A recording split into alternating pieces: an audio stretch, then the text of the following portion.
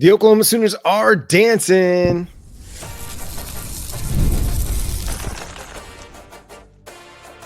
You are Locked On Sooners, your daily podcast on the Oklahoma Sooners. Part of the Locked On Podcast Network, your team every day. What's up, Sooner Nation? Welcome to Locked On Sooners, and thank you for making Locked On Sooners your first listen every single day. Shout out to all the everydayers out there. Tune in and subscribe to the show wherever you get your podcasts. We're part of the Locked On Podcast Network, your team every day. Today's episode is brought to you by FanDuel. Right now, new customers can get $200 in bonus bets when your first $5 bet wins. Visit FanDuel.com today. I'm John Williams. He's Jay Smith. And the Oklahoma Sooners have done the unthinkable, or at least what was unthinkable about a month ago. They made the NCAA Tournament, Jay. They are a 9 seed getting ready to take on the UConn Huskies. Yeah, it look like we get the luck of the Irish, and happy St. Patrick's Day to all of you who celebrate. Make sure you pour up a beautiful one in celebration of the Sooners making it to the tournament. And look, and this happy is huge. Birthday to my mom. Happy birthday. And to happy my mom. birthday to John's mom. And she is a St. Patrick's Day baby. She is our lucky charm. She is all of that. And so, of course, we're excited because we've been saying this entire time that Oklahoma was fortunately, definitely going to make it into the tournament. And it lined up exactly that. Heck, they even got a 9 seed, which means they got themselves a first round bye. John, this is the first time that a Porter Moser coach team at Oklahoma has made it into the NCAA tournament, which is even more ironic because they're 20-13. Last year they were 20-12 and got overlooked. So looking at this, the way that it's lined up, playing against UConn, I know some people are concerned about that, but hey, I think Oklahoma has a chance of pulling the upset, especially with a player like Jeremiah Fears leading the way. Yeah, the defending 2-time national champion UConn Huskies aren't necessarily the same team that they were a year ago, but they're a well-coached team. Dan Hurley is a really good coach. They're going to have some talented players, but with the way Oklahoma's played over the last 7 games, it's a winnable game. The Oklahoma Sooners can play with them. Now, if they are able to win that game, then they play the Florida Gators. What's significant about that? Okay, the last of the 5-game losing streak that the Oklahoma Sooners had in that stretch where they played 4 ranked teams and then lost that unbelievable game to LSU where they had the lead with 24 seconds left, a 5-point lead with 24 seconds, and then blew it. Well, then that next game that they played, they got beat by 22 by Florida.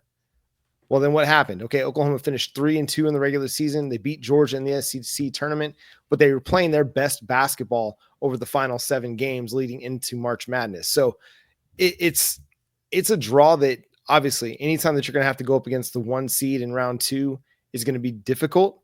But I don't think that this team is the same team that played Florida 6 weeks ago.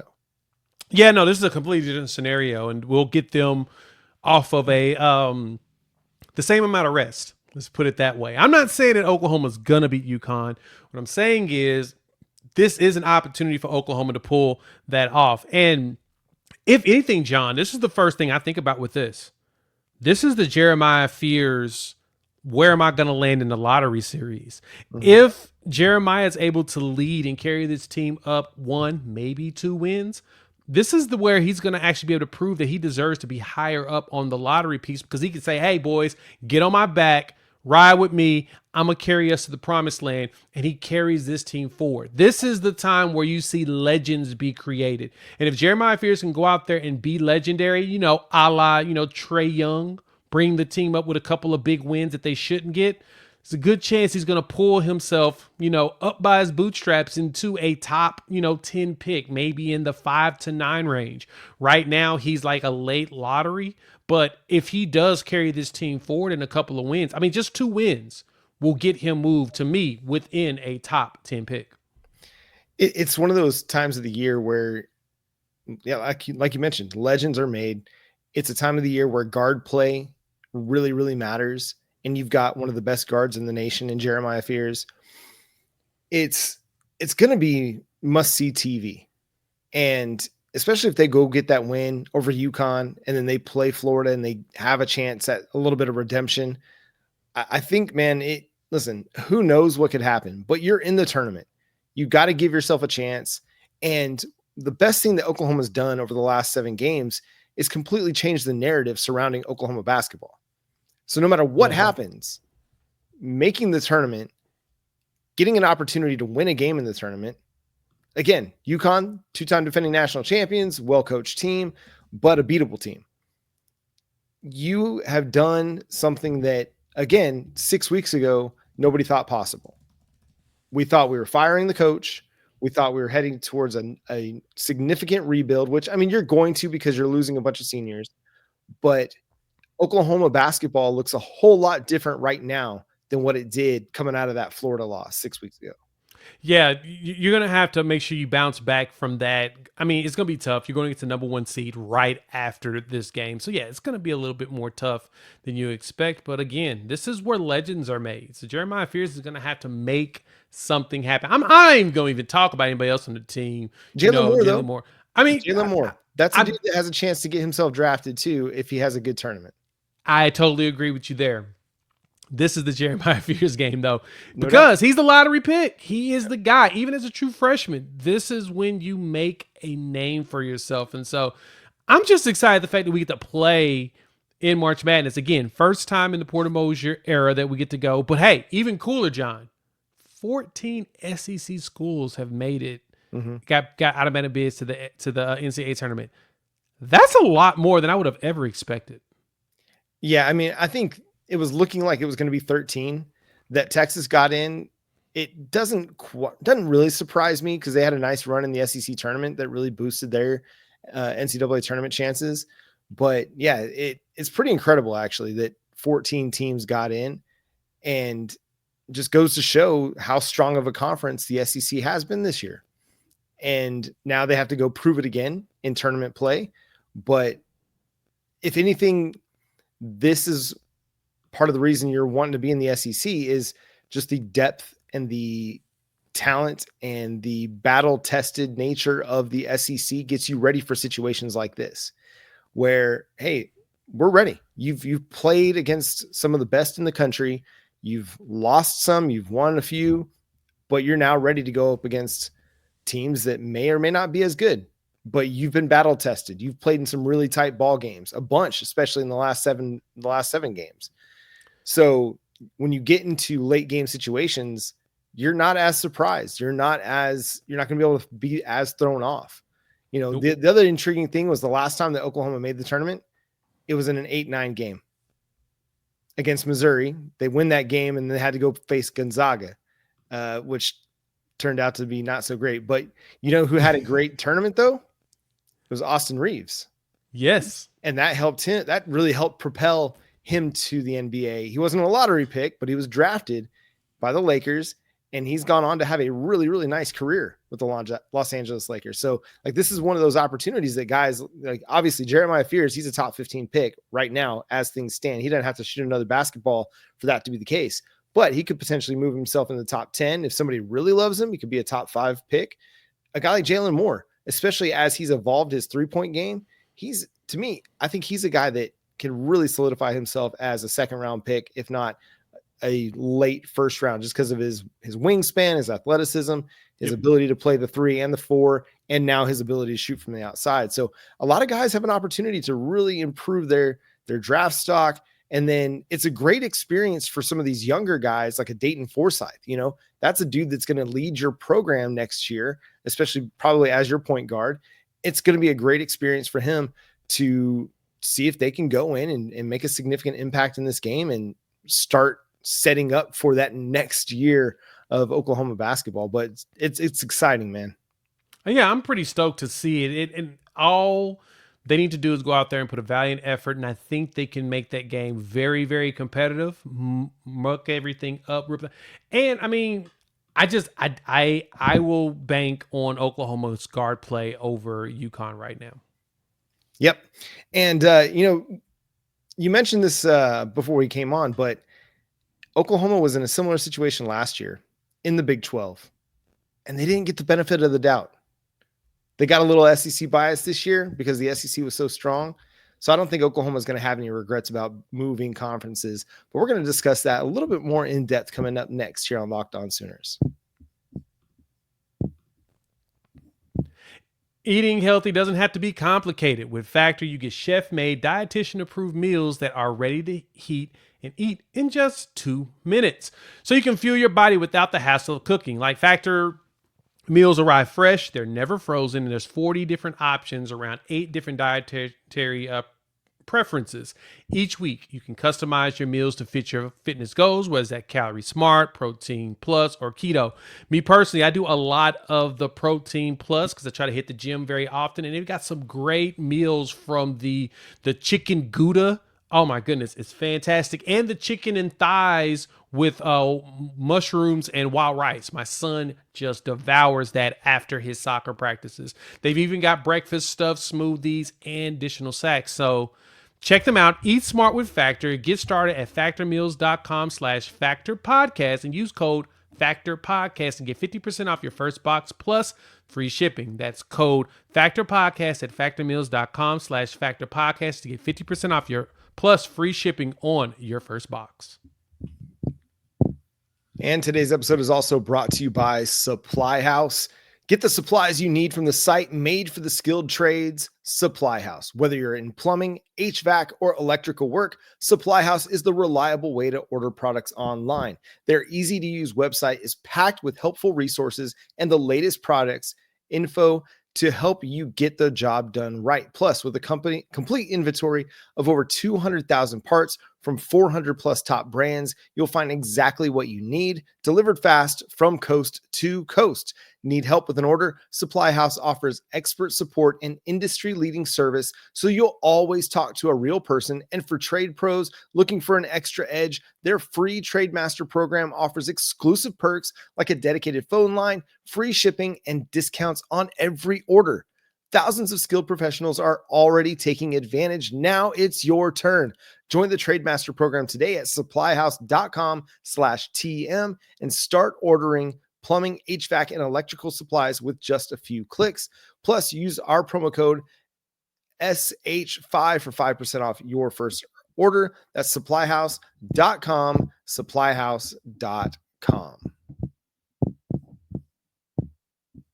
Thanks again for making Locked On Sooners your first listen every single day. Shout out to all the everydayers out there tuning in and subscribe to the show wherever you get your podcasts. We're free and available on all podcast platforms and on YouTube, part of the Locked On Podcast Network, your team every day. Also, go check out the Locked On College Basketball Podcast with Andy Patton and Isaac Shade, getting you ready for the NCAA Tournament and getting your bracket ready. So, Jay, the Oklahoma Sooners getting that SEC benefit of the doubt a little bit. Now, they kind of earned their way in over the last 7 games with the way that they played, but the fact that 14 SEC teams make it in the tournament, Oklahoma being in a very similar position this last year and being a bubble team and not getting in, man, any talk about how the 2024 college football season went and Oklahoma going 6-7, going 2-6 in SEC play, and maybe they regret moving to the SEC. Oh my God, things would have been so much better in the Big 12. Nah.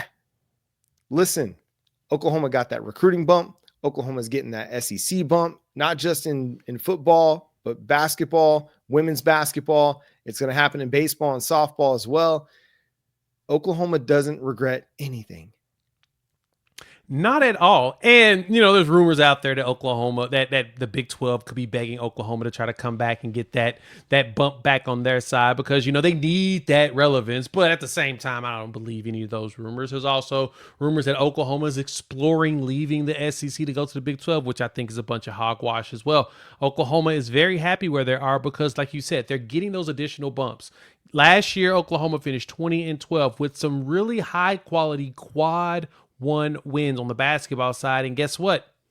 They got left out of the consideration when it came to going to the NCAA tournament. And then, of course, this year with them in Texas and the SEC, Texas gets into the playoffs. And then Oklahoma's looking to get their first one as an SEC member. They have a much better chance doing it here in the SEC than they do in the Big 12. And as much as your Mark wants to say that they're way more relevant, West Virginia just missed the tournament, and they're a basketball school. Sorry to say, that's what West Virginia is. They're a hoop squad. It's always what they've been. I mean, you think about Huggy Bear and all of his traps and everything. We know what West Virginia is. They're a hoops team. Guess what? They didn't make the tournament. Now, you may say that it's because of ESPN and SEC bias. No. The SEC is the toughest conference in basketball right now. Football and basketball. They're ones that you have to battle through in order and show that you're battle tested.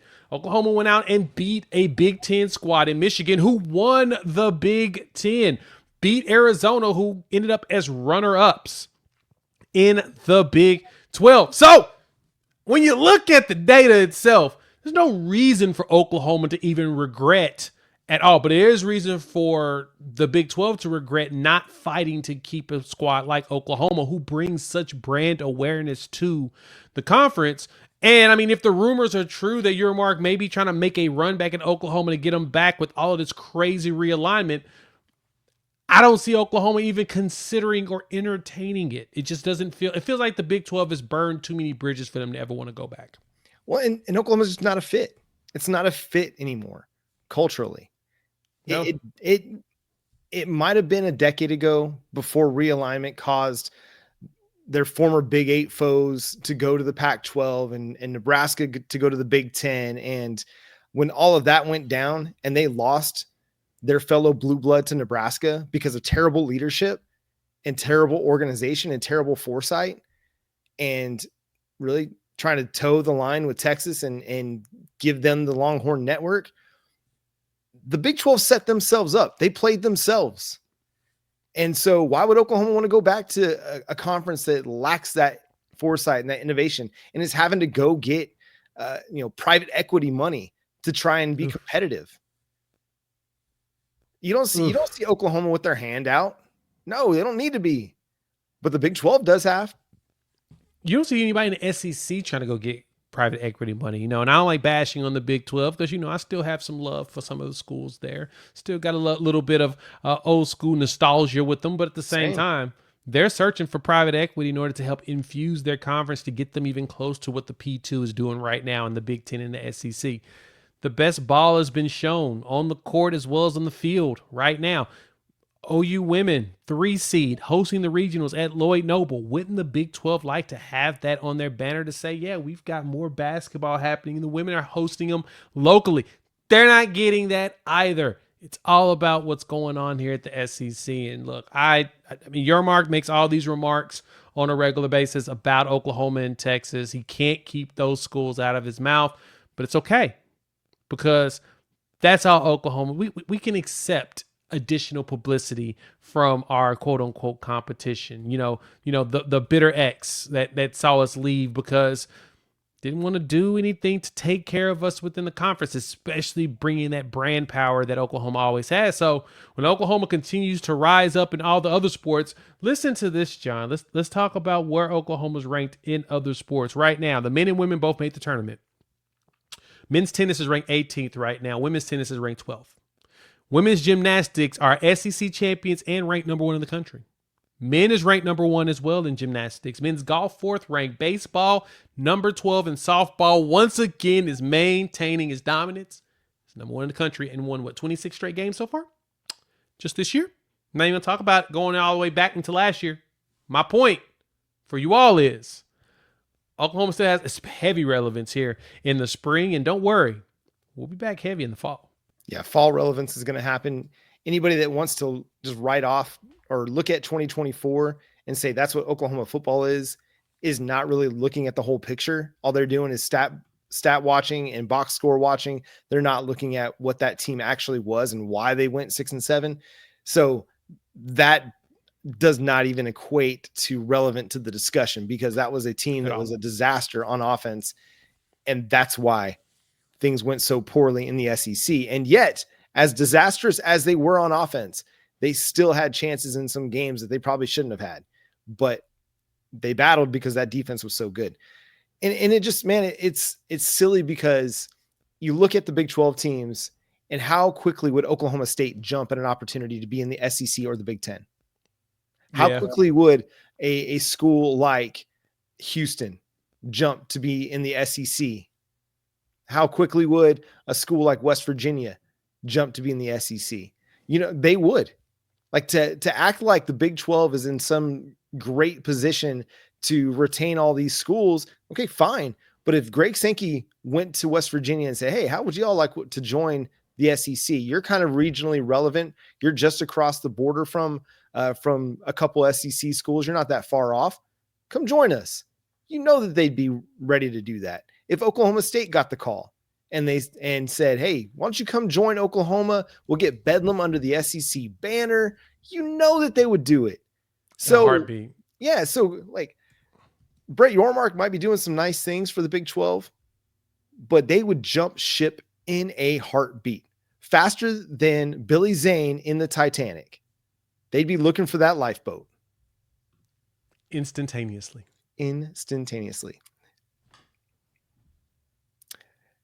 Does Oklahoma have the best defensive line in the SEC? I think so.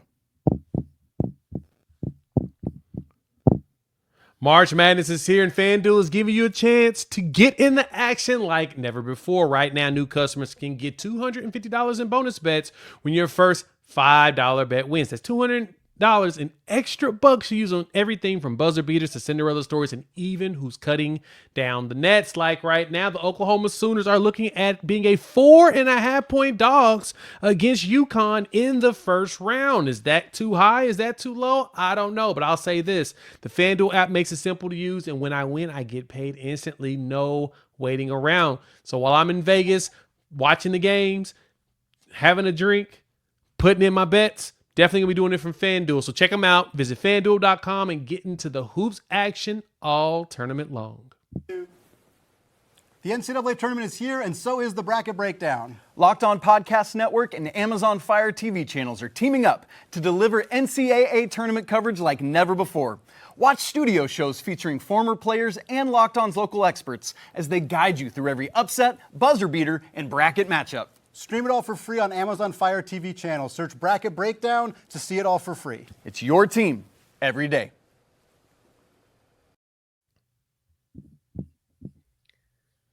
Thanks again for making Locked On Sooners your first listen every single day. Shout out to all the everydayers out there. Tune in and subscribe to the show wherever you get your podcasts. Go check out Locked On College Basketball with Andy Patton and Isaac Shade. Watch that Amazon basketball show, getting you ready for March Madness. It's going to be fantastic. Big time things happening on the Locked On network. So make sure you're subscribed to whichever is your favorite team every day. So which is us. Yeah. Surprise. Locked On Sooners. Go check out Locked On Thunder and get with our guy, Rylan Stiles, as Oklahoma, the Thunder are on this incredible run in the NBA. If you want to go listen to Dallas Mavericks tears, go check out Locked On Mavs with our guy, Nick. Man, I always forget his name because I just see him as Nick Van Exit on Twitter. But Nick, check out Nick. Dang, it's terrible. But yeah. But anyway, go check it out. A lot of good things. We're getting closer to the NBA season. So anyway, but as far as the defensive line is concerned, the Oklahoma Sooners have developed over the last couple of years a defensive line that's capable of contending in the SEC. They're a group that's gotten much, much better. You know, that Dejon Terry addition that happened in the 2023 offseason was kind of one of those under the radar additions, but we saw how impactful it was in that 2023 season. Well, then they went and added David Stone and Jaden Jackson in the 2024 recruiting class. Grayson Halton continued to develop at defensive tackle. R. Mason Thomas finally had his breakout season after being able to stay healthy. They added PJ Adebaware. They added Danny Okoye. They added Nigel Smith and Wyatt Gilmore, just a bunch of blue chip prospects. They brought in Marvin Jones Jr. So this is a defensive line that I think too deep is just absolutely stacked, Jay. Oh, it is. Oh, and Dominic Williams. Oh, yeah. And Dominic Williams, who we got as a transfer from TCU, who was a freshman All-American, and still a pain in everybody. I mean, he technically could have gone pro this year, but decided to make one more year out of it and get himself his full senior year and ball out. But, John, I'm looking at this defensive line that Todd Bates and Miguel Chavis has been putting together with these edges and defensive linemen. It's solid. Tell me, how many 300-pounders on the defensive line do you think we have this year? Because last year, we only had 2 people over 300 pounds going into the season. It increased to, I think, 4 by the end of the season. But going into this season, how many 300-pounders do you think we have? I'm going to say 6. We've got 7. Okay. What do you think the average weight is for this team on the defensive line? On the defensive line, 301. Close. 300.4 is the average. And I say that because you've got 3 guys that will play most likely interior. One that most likely will play interior now, but he's still kind of tweening in Nigel Smith. He's 279. You've got Jacob Henry, who just joined the team at 281 right now, and Grayson Halton at 284. And this is all from March 1st. Numbers could have gone up because Trent Wilson told us during his interview that he's over 300 pounds, and he was at 294 at weigh-in on March 1st, which now we're at St. Patrick's Day. So they've definitely eaten a lot more Uncrustables to get themselves over the line, or some, on top of that with some Top Ramen. Definitely was eating up the food. But John, my point is we're going into the SEC this year once again with a lot of big boys. Our year was at 23. We went 10-3. That was one thing that Todd Bates said. 22, we only had 2 guys over 300 pounds. That next year we had 7. Now, all those dudes bounced out, but this year we've done a similar thing. Last season, very few 300-pounders, and we jumped up again. And so I have expectations with Jaden Jackson and David Stone, which I'm hearing in practice. Stoney's out there cooking at 313 pounds. He's bigger, but he doesn't move like he's bigger. He still has those swift cat-like reflexes where he can ball. But one name that has been jumping out of practice lately, John, that is going to probably be a staple in the 6-man rotation that you really should have, and I think you mentioned this before, is best to have about 6 guys you can rotate with on the defensive line. Marcus Strong, the guy from Florida, Union County High School, that he kind of came in late in the cycle in 22. For the 23 class, we weren't sure. He's redshirt sophomore, but he's 6'3", 303 pounds now. They have been trying to get him over that 300 range for a bit, and John, he's there. And I'm hearing he's showing him strong hands, and he's becoming a problem. So if you add him to the rotation with Jaden Jackson, David Stone, Grayson Halton, Dominic Williams, you add to that rotation him, oh man. It's going to be some problems in the middle. Yeah, when he got opportunities to play last year, he was a force. Like he got 3 sacks. Yeah. And I remember it was like 2 at the end of the Temple game? Is it Temple or Houston? It was one of the 2. Yes. One of the 2. But he was just bullying dudes. Just like, hey, I'm out here. I'm coming for blood. Like, I'm not playing around. I'm not caring what the score is. I don't care if it's the final 2 minutes of the game. I'm playing like it's the final 2 minutes of a national championship game. Like, we're coming for everything. And I love the edge that dude plays with, because he plays so physically. And so if they can get that and they can continue to develop that, yeah, the defensive tackle group is fantastic to me. Like, it's everything that you're wanting it to be. And now you've got a lot of depth for it, because you have Dominic Williams back. You're getting year 2 Jaden Jackson. You're getting Grayson Halton developing out of a year in which he had 5 sacks. Like, that was a breakout year for him. He kind of flew under the radar because R. Mason Thomas was so awesome and Jaden Jackson was so awesome that Grayson Halton had quietly a great season. And then you got Davin Sears to come back. And then you added Trent Wilson. I mean, it's a great group that Todd Bates has developed. And then that edge group on the outside is just as good. And that's a group that listen, I love Ethan Downs, and I love the ability that he brings to the table and the consistency that he plays with. But I think your defensive end rotation has a higher ceiling moving forward, because you have R. Mason Thomas back. You added Marvin Jones Jr. You're getting Danny Okoye developed. You're getting PJ Adebaware developed. That group of 4 right there has a chance to be a significant force and really take Oklahoma's pass rush to another level. Yeah, and the crazy part too, John, is everybody's over 250 pounds in the edge room for us right now. Taylor Wine is sitting at 269 at 6'4". So you've got some giants in PJ, who finally is over 260 pounds. That's what Brent Venables has been saying for like the last 2 years.